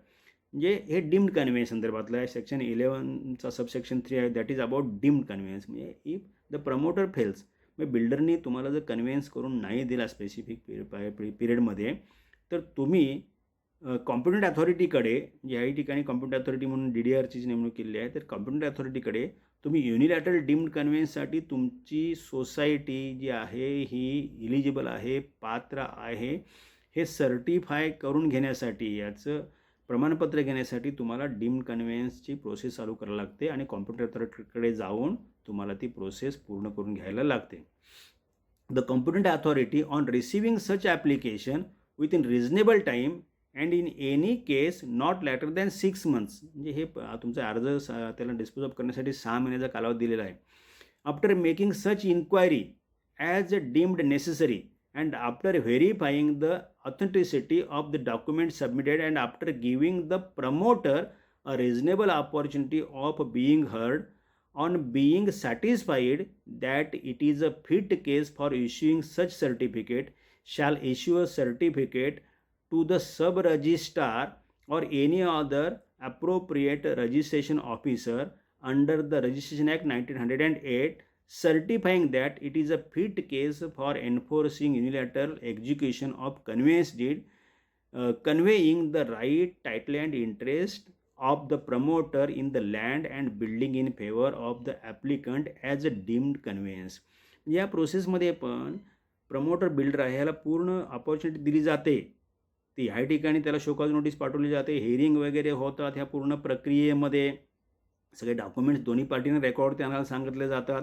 Conveyance डीडचा draft पण सोसायटीने general body मीटिंगमध्ये मंजूर केलेला तोही submit करायला सांगितला जातो आणि पूर्ण प्रॉपर हिअरिंग घेऊन पूर्ण स्क्रुटिनी करून वगैरे सगळ्या गोष्टी करून या ठिकाणी हे डायरेक्शन्स किंवा ऑर्डर दिली जाते. आणि हे डायरेक्शन ऑर्डर कोणाला असते, डायरेक्शन्स की हे सब रजिस्ट्रार जे आहेत ज्या ठिकाणी तुमचं कन्व्हेन्स रजिस्टर होणार आहे त्यांना ते सर्टिफिकेशन तुम्हाला सबमिट करायचं असतं आणि त्यांना ते डायरेक्शन दिलेले असतात किंवा ही फिट केस आहे, प्रॉपर केस आहे. त्यामुळे तुम्ही बिल्डर जरी कन्व्हेन्स करून देत नसेल तर तुम्ही ह्या सोसायटीच्या नावाने काय करा, युनिलॅटरल म्हणजे एकतर्फी डीम्ड कन्व्हेन्स म्हणजे मानवी हमी हस्तांतरण करा. म्हणजे सोसायटीच्या नावाने प्रॉपर्टी ट्रान्सफर करा आणि कन्व्हेन्स डीड जो आम्ही आमच्या ऑफिसमध्ये त्यांनी सादर केलेला आहे ड्राफ्ट, तो कन्व्हेन्स डीड तुम्ही रजिस्टर करा. कारण ही प्रॉपर केस आहे, फिट केस आहे, हक्क आहे त्या ऑर्गनायझेशनचा, कोऑपरेटिव्ह हाऊसिंग सोसायटीचा, हे त्यांनी सर्टिफाय करून द्यायला लागतं. आणि पुढे मग तुमच्या सोसायटीने ते डॉक्युमेंट सगळे सबमिट करून ते कन्व्हेन्स डीड रजिस्टर करून घ्यायला लागतं. आणि त्याच्यानंतर मग प्रॉपर्टी कार्ड ऑफिसला जाऊन प्रॉपर्टी कार्डवरती किंवा तलाठीकडे जाऊन 7/12 वगैरे नाव चढवून घ्यायला लागतं. ठीक आहे. पुढे बघा काय म्हटलं त्याच्यामध्ये, on submission of such society, company, association the certificate issued by the competent authority along with the unilateral instrument of conveyance, म्हणजे कन्व्हेन्स डीड असो, the sub-registrar or the concerned appropriate registration officer shall, notwithstanding anything contained in the Registration Act 1908, issue summons to the promoter to show cause why such unilateral instrument should not be registered as deemed conveyance, and after giving the promoter and the applicants reasonable opportunity of being heard, may, on being satisfied that it was a fit case for unilateral conveyance, register the instrument as a deemed conveyance. म्हणजे ह्या ठिकाणी तुम्ही सब रजिस्ट्रारकडे जाताय conveyance register करून घेण्यासाठी. ज्यावेळी तुम्ही submit करताय त्यावेळी सब रजिस्ट्रार पण काय करतात की प्रमोटर जो आहे, बिल्डर आहे, याला शोकॉज नोटीस पाठवतात की बा हे का करू नये रजिस्ट्रेशन या युनिलॅटरल डीम्ड कन्व्हेन्स या योजनेखाली हा जो कन्व्हेन्स डीड आहे का रजिस्टर करण्यात येऊ नये.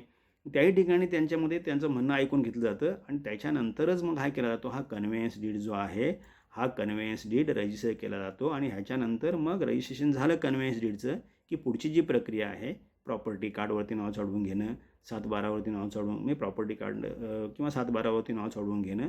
प्रॉपर्टी कार्डवरती 7/12 नाव तुमचं आलं म्हणजेच तुम्ही काय झालं, तुमची सोसायटी जी आहे त्या प्रॉपर्टीची मालक झाली खऱ्या अर्थाने. ही पूर्ण प्रक्रिया, ही प्रोसेस आहे. ह्याच्यासाठी आपण वेगळं लेक्चर घेणार आहोत. त्याच्यासाठी वेगळं आपलं एक प्रॅक्टिकल गाईड आहे. ते प्रोसेस तुम्हाला पूर्ण त्या प्रक्रियेमध्ये कुठले कुठले फॉर्म्स वगैरे सगळ्या गोष्टी त्या ठिकाणी मी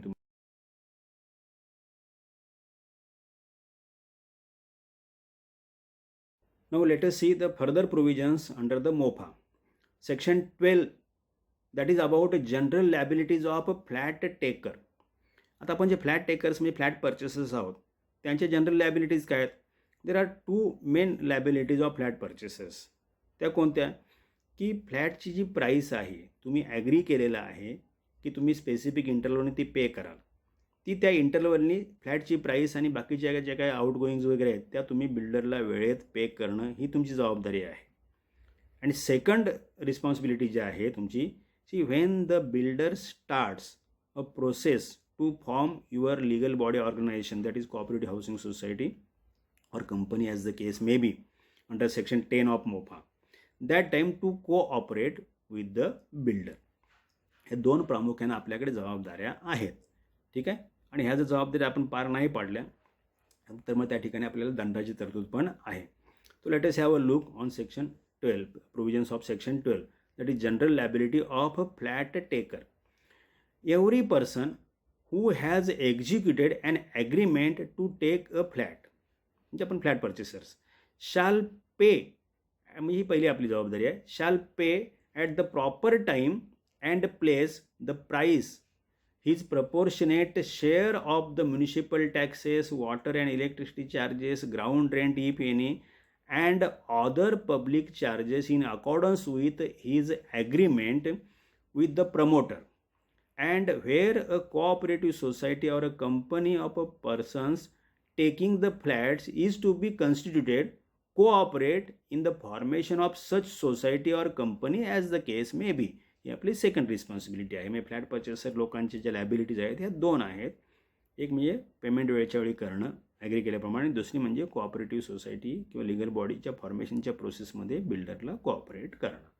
ठीक आहे. Any person who has executed an agreement to take a flat and who without reasonable excuse fails to comply with or contravenes subsection 1, म्हणजे हे जे सबसेक्शन 1 जो वरचा आहे, म्हणजे आपण त्या कंप्लाय करत नाही, म्हणजे पेमेंट वेळेत करत नाही किंवा बिल्डरला कॉपरेट करत नाही, अशा केसमध्ये ऑन कन्व्हिक्शन, ज्या ठिकाणी समजा तुम्हाला कन्व्हिक्ट केलं कोर्टाच्या माध्यमातून वगैरे, be punished with fine which may extend to 2,000 rupees, म्हणजे तुम्हाला 2,000 रुपयेपर्यंतचा दंड होऊ शकतो जर तुम्हाला कन्व्हिक्शनची तुमच्या अगेन्स्ट ऑर्डर झाली तर.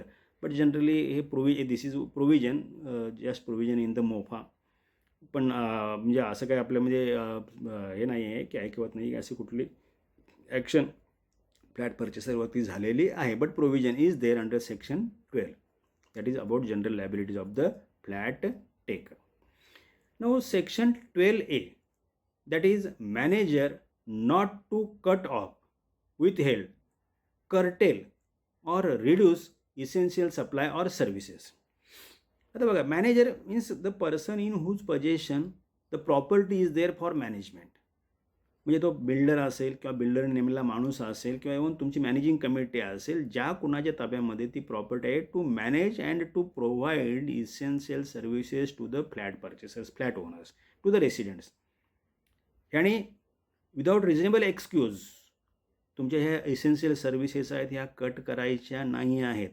तुम्ही एखादं पेमेंट नाही केलं म्हणून ते तुम्ही पेमेंट नसेल केलं तर रिकव्हरी करा, रिकव्हरीसाठी तुम्ही ॲक्शन घ्या, रिकवर करा. पण त्यांच्या इसेन्शियल सर्व्हिसेस ज्या आहेत ते इसेन्शियल सर्व्हिसेस तुम्ही त्या कट करायच्या नाहीत, विथहेल्ड करायच्या नाहीत, कर्टेल करायच्या नाही आहेत वगैरे. आणि जर केलं तर त्याच्याविरुद्ध मग क्रिमिनल ॲक्शन वगैरे घेतली जाऊ शकते. So what is that provision? Promoter or in charge of management or member of a managing committee or director or secretary or otherwise, इतर कुठलाही व्यक्ती, याला कलेक्टिव्हली मॅनेजर म्हटलं आहे, cannot without just and sufficient cause either by himself or through any person cut off, withhold or in any manner curtail or reduce any essential supply or service enjoyed by the flat purchaser or occupier. या ठिकाणी ऑक्युपायरला घेतलेलं आहे, म्हणजे resident म्हणून, म्हणजे रेसिडेंट्सना ज्या काय essential services आहेत त्याचा सप्लाय आता याच्यामध्ये काय म्हटलं की without just and sufficient cause. या ठिकाणी समजा वॉटर सप्लाय आहे, जर तुमची लोकल अथॉरिटीने काही समजा त्या ठिकाणी काम त्यांना करायचं असेल, त्यांनी कट केला तर दॅट इज डिफरंट थिंग. बाकी इतर तुमचं इलेक्ट्रिक सप्लाय आहे, त्या ठिकाणी काय काम असेल मोठं समजा इलेक्ट्रिक सप्लायच्या संदर्भात, त्यावेळी कट केला, it is different thing.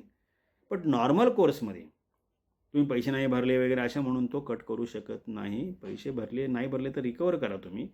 But essential services, supply of essential services cannot be cut off. ठीक आहे. म्हणजे आता याच्यामध्ये बघा, इफ सर्व्हिसेस आर कट, जे त्यांनी कट केल्या, the flat purchaser or occupier may make an application to the court for a direction to restore supply or service. म्हणजे तो फ्लॅट पर्चेसर किंवा जो ऑक्युपायर आहे तो कोर्टात जाऊन कोर्टाचं डायरेक्शन घेऊ शकतो, आणि जो मॅनेजर आहे, जो मॅनेज करणारा प्रॉपर्टी, त्याला डायरेक्शन दिलं जाईल किंवा हे रिस्टोअर करून दे स्पेसिफिक टाईम पिरियडमध्ये. Court shall make an order directing the manager to restore such supply or service before a specified date. एक तारीख दिली जाईल, त्या तारखेच्या आतमध्ये ते रिस्टोअर करायला सांगितलं जाईल. Failing to restore the supply services before the specified date, fine will be charge which may extend to ₹100 per day. म्हणजे जो डिलेड पिरियड आहे, ज्या तारखेपर्यंत रिस्टोअर करायला सांगितलं जाईल त्याच्यानंतर पर डेसाठी ₹100 दंड आकारला जाऊ शकतो, जी जबाबदार व्यक्ती आहे त्या व्यक्तीवरती. Court of small causes, court of the civil जज शॅल हॅव ज्युरिस्डिक्शन. या संदर्भात तुम्हाला जायला लागेल कुठे, मुंबईसारख्या मेट्रोपॉलिटन सिटी म्हणजे जिथे स्मॉल कॉजेस कोर्ट आहेत त्या ठिकाणी स्मॉल कॉजेसमध्ये जायला लागेल. इतर ठिकाणी तुम्हाला सिव्हिल कोर्ट्स आहेत, ते सिव्हिल कोर्टामध्ये जायला लागेल. आणि या कोर्टाच्या आदेशाने पुढे further punishment with imprisonment up to 3 months or fine or both, याची पण तरतूद ह्या सेक्शन खाली केलेली आहे. म्हणजे रिस्पॉन्सिबल व्यक्ती आहे त्याला तुरुंगवास 3 महिन्यापर्यंत होऊ शकतो, किंवा फाईन होऊ शकतो, दंड, किंवा दोन्ही शिक्षा त्याला होऊ शकतात कोर्टाच्या आदेशाने. आणि आता याच्यामध्ये इसेन्शियल सर्व्हिसेसमध्ये कोणकोणत्या गोष्टी इन्क्लूड केल्या बघूया आपण. Essential supply or service means includes supply of water, electricity, lights in passages and on staircases and lifts and conservancy or sanitary services, याच्यामध्ये सगळ्या आल्या. आणि आता पुढे काय म्हटलं बघा, withholding any essential supply service includes acts omissions on account of which the essential supply services is cut off by the local authority or any other competent authority. याचा अर्थ काय की समजा तुम्ही पेमेंट केलेलं आहे आणि त्यांनी पेमेंट भरलं नसेल, जे पेमेंट नसेल जरी केलं त्यांनी भरायचं आहे, तुमच्याकडून नंतर रिकवर करू शकतो. पण पेमेंट न भरल्यामुळे जरी कट झाला असेल लोकल अथॉरिटीकडून वगैरे, तरी या सेक्शन 12A खाली त्याला रिस्पॉन्सिबल धरला जाईल. म्हणजे गरज नसेल, म्हणजे अतिशय आवश्यक असेल तरच वेळ तो कट करू शकतो त्या पर्टिक्युलर पिरियडसाठी. Otherwise the manager, the person who is responsible to manage the property of the society, he cannot cut off, withhold or curtail or reduce any essential supply of any essential service. तो cut करू शकत नाही, ज्या विरोध criminal action पण घेता येते. That was section 12A. Now section 13, that important section. Offence if there is any violation by the builder, promoter, that will be treated as offense, and for that offense what are the punishments, fines, etc. That is for this purpose section 13 is there. Section 13 is about offenses by promoters and consequences on conviction. आता या ठिकाणी बघा, व्हायोलेटिंग section 3 that is about general liability of promoter. Violation of section 4, that is agreement for sale and registration of agreement for sale. Section 5, that is amount taken in advance, deposits towards outgoings, त्याच्यासाठी section 5 आहे. Section 10, that is about formation of the society or legal body. Section 11, that is about conveyance or deemed conveyance, जो काय आहे. समजा section 3, section 4, section 5, section 10 और section 11 याच्या संदर्भातले violation झाले प्रमोटरकडून, व्हायोलेटिंग section 3, 4, 5, 10 or 11, that will be offense. And for this offense there is provision for imprisonment up to 3 years or fine or both. म्हणजे provision 3 वर्ष तुरुंगवासापर्यंतची तरतूद आहे किंवा दंड किंवा दोन्ही शिक्षा प्रमोटरला होऊ शकतात. Okay.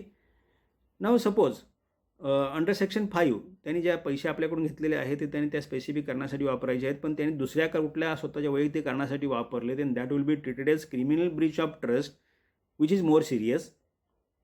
For that purpose there is provision criminal breach of trust of any amount advanced deposited for the purpose mentioned in section 5.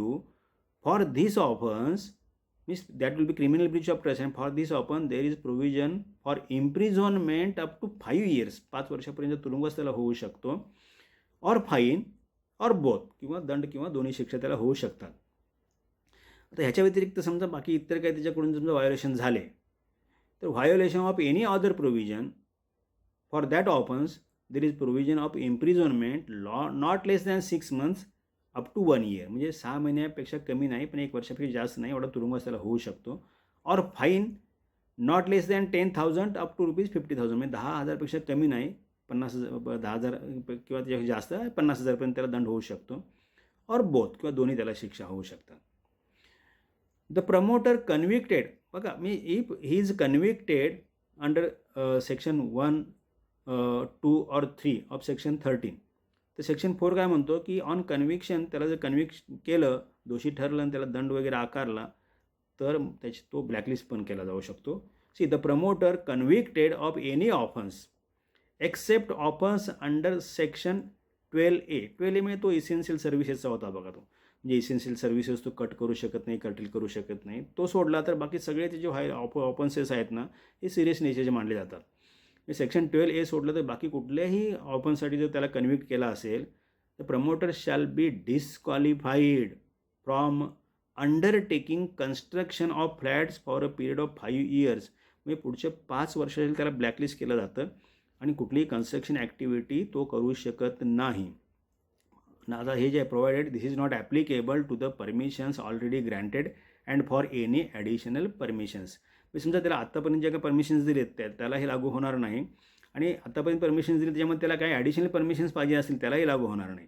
पण नवीन प्रोजेक्टसाठी ही कन्व्हिक्शन झाल्याच्यानंतर पुढील 5 वर्षे नवीन प्रोजेक्टसाठी त्याला ब्लॅकलिस्ट केलं जाईल. आता या ठिकाणी बघा, competent authority subject to appellate court order after expiry of appeal period to forward name of convicted promoter to local authorities under his jurisdiction, directing not to grant permission to the promoter during the period of disqualification. म्हणजे या ठिकाणी competent authority ज्या नेमलेत under section 5A, त्या competent authority काय करतात की competent authority हे ठरवतील, त्याच्यानंतर हे मॅजिस्ट्रेटकडे वगैरे मॅजिस्ट्रेटची ऑर्डर होते, त्याच्यानंतर ते कॉम्पिटंट अथॉरिटीकडे आल्याच्यानंतर ती मॅटर मग ती जर अपील केली आणि अपीलची ऑर्डर आली असेल किंवा अपील त्यांनी केली नसेल विदिन प्रिस्क्राइब पिरियड, तर ही कॉम्पिटंट अथॉरिटी काय करते की तुमची लोकल अथॉरिटी जी आहे ह्या लोकल अथॉरिटीला इन्फॉर्म करते किंवा याला पुढच्या 5 वर्षासाठी याचं कुठलंही प्रोजेक्ट आहे हा तुम्ही मंजूर करू नका. ठीक आहे. The competent authority not to grant such promoter any permission or licence for construction for a period of disqualification. म्हणजे कॉम्पिटंट अथॉरिटी किंवा तुमची लोकल अथॉरिटी जी आहे ही लोकल अथॉरिटी ह्याला पुढच्या 5 वर्षासाठी त्याला कुठल्याही प्रकारचं लायसन्स कन्स्ट्रक्शनसाठी वगैरे देऊ शकत नाही, दिले म्हणजे त्यांनी द्यायचं नाही आहे. डिस्क्वालिफिकेशनचा 5 वर्षाचा पिरियड जो आहे त्या पिरियडसाठी, म्हणजे जेवढ्या पिरियडसाठी डिस्क्वालिफाय केलं आहे तेवढ्या पिरियडसाठी त्याचं कुठलंही प्रोजेक्ट आहे हा मंजूर केला जाणार नाही, त्याला कुठलीही लायसन्स दिली जाणार नाही. So this was about offences by promoter and consequences on conviction. म्हणजे ब्लॅकलिस्टिंगची तरतूद होती, दंडाची तरतूद होती, इम्प्रिझनमेंटची पण तरतूद होती अंडर मोफा. आता ती रेरामध्ये अजून थोडंसं त्याला त्याचं गांभीर्य वाढवलेलं आहे. That will see while the lecture of RERA. Further section 13A जो आहे, आता पुढचे सेक्शन जे आहेत ते आर जस्ट फॉर्मल सेक्शन जे आहेत.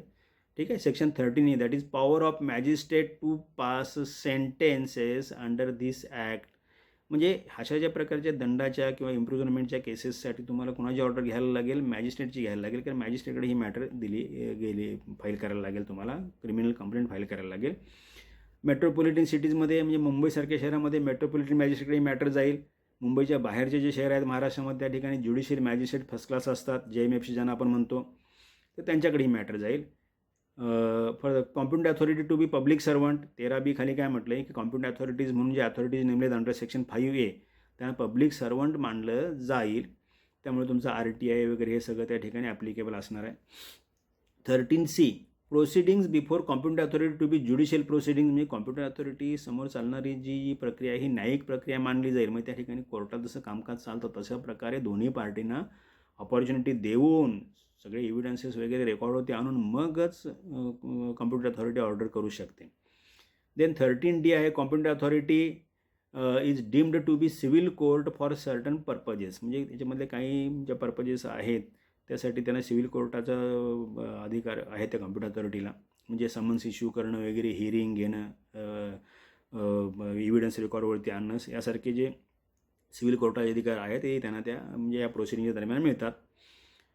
13E जो आहे that is indemnity for acts done in good faith. समजा कॉम्पिटंट अथॉरिटीने समजा एखादी ऑर्डर पास केली तर ती ऑर्डर आपल्यावर अन्याय करते म्हणून त्यांच्या विरोधात कुठे कोर्टात केस फाईल करा किंवा त्यांच्यावरती कारवाई करा वगैरे असं तुम्ही करू शकत नाही, कारण त्यांना त्याची इंडिम्निटी मिळालेली आहे आणि त्यांनी जे ऑर्डर पास केलेली आहे ती त्यांनी गुड फेथमध्ये कायद्याच्या रक्षणासाठी पास केलेली आहे असं सेक्शन 13E जो आहे हा मानतो.